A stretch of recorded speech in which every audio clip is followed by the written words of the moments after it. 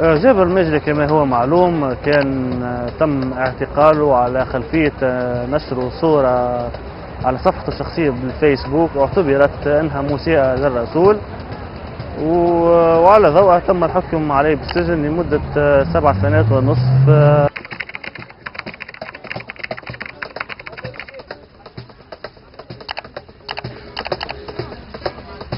والله يعني بالسابق ما كانتش الناس تقدر تقول رأيها أو مواقفها. الآن يمكن أصبحوا في إمكانية يقولوا، ولكن هي حرية تعبير كاذبة نوعا ما. يعني تحس إنه مش يعني ما فماش فعلا حرية تعبير حقيقية، لأنه هي يعني هذا أكبر إثبات إنه أي شخص يعبر عن مبدأه ويآمن فيه أو عن رأي هو مؤمن فيه ممكن أن يزج في السجن يعني.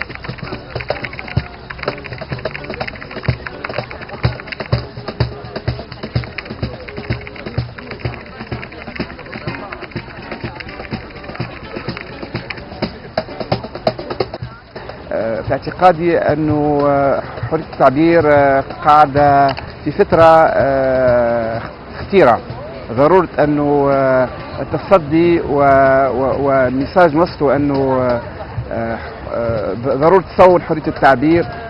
مش ممكن أنه نحكيه على ثورة وعلى ديمقراطية من غير حرية التعبير.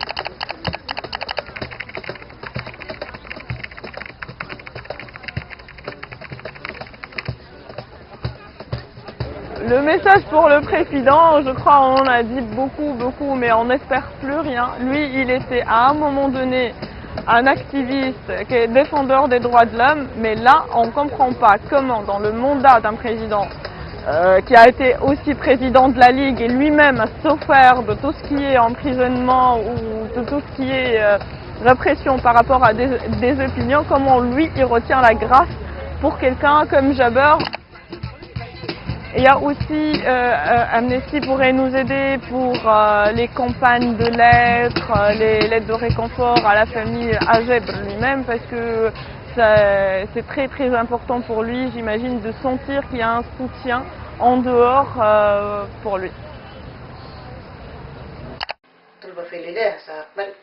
من أصحاب الخير نطلب منهم يسيبوا الولاد خاطر ما يخدم معاهم في بوه ويخدم وما عملش حاجة. هو لا قهر حد لا حرق لا ضرب لا خلى الناس تبكي لا خلى يدار يتامى لا خلى ديار مسكرة لا وحتى لخاطر والديه تعبنا في المادية ولا المشي ولا وميتك مريضة ب3 مرات عندي.